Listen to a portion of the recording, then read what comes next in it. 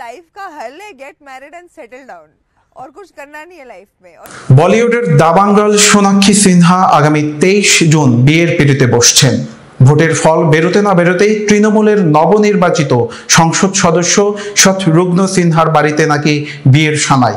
খবর XXL কো star জাহির ইকবারের গলায় মালা দিবেন অভিনেত্রী।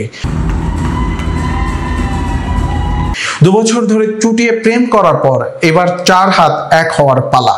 আরো পড়ুন, খেলনা বাড়ির পরজি বাংলাতেই ফিরছেন বিশ্বজিৎ। বিপরীতে জলসার জনপ্রিয় নায়িকা। বিয়ে নিয়ে এখনো মুখে কুলুপ সোনাক্ষী জাহিরের।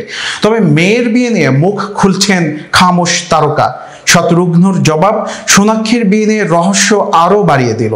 তারকা সংসদ সদস্য জানান তার কোনো ধারণাই নেই মেয়ের বিয়ে নিয়ে। মিডিয়া সোনাক্ষীর বিয়ে নিয়ে যতটুকু জানেন কনের বাবা হিসেবে তার কাছেও নাকি সেই তথ্যই রয়েছে। শতরুঘ্ন বলেন, আমি এই মুহূর্তে দিল্লিতে রয়েছি। ভোটের ফল বেরোনোর পর এখানে উড়ে এসেছি। আমি কারোর সঙ্গে কথা বলিনি মেয়ের বিয়ের পরিকল্পনা নিয়ে। তাহলে যদি প্রশ্ন হয় সোনাক্ষী কি বিয়ে করছে, বলবো আমাকে সে এখনো কিছু জানায়নি। মিডিয়াতে যেটুকু পড়েছি সেটুকুই জানি। যদি এবং যখন সে আমাকে এবং আমার স্ত্রীকে সবটা জানাবে তখন আমি নিঃসন্দেহে দম্পতিকে আমার আশীর্বাদ দেব। চাই মেয়ে সবসময় খুশি থাকুক। শতরুঘ্ন সিনহা আরো বলেন, মেয়ের সিদ্ধান্তে পূর্ণ আস্থা রয়েছে তার। তিনি জানান মেয়ে বড় হয়েছে, জীবন নিয়ে সিদ্ধান্ত নেওয়ার মতো পরিণতি এসেছে তার মধ্যে।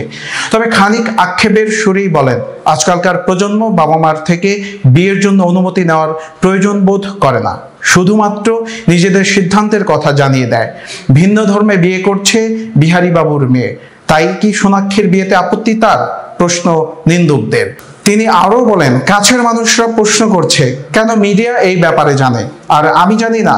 এইটুকুই বলবো, আজকালকার বাচ্চারা বাপ মার অনুমতি নেওয়ার প্রয়োজন মনে করে না, শুধু জানিয়ে দেয়। আমরাও অপেক্ষা করছি ওদের সিদ্ধান্ত জানবার। মেয়ের সিদ্ধান্তে পূর্ণ আস্থা রয়েছে এমনটা বলে তিনি জানান, মেয়ে কোনোদিনই কোনো অসাংবিধানিক কিংবা বেআইনি সিদ্ধান্ত নেবে না। প্রাপ্তবয়স্ক হিসেবে সোনাক্ষীর পূর্ণ স্বাধীনতা রয়েছে বিয়ে নিয়ে সিদ্ধান্ত নেওয়ার। মেয়ের বিয়ের খবর সত্যি হলে প্রথম সারিতে দাঁড়িয়ে নাচবেন বলেও জানান শতরুঘ্ন সিনহা।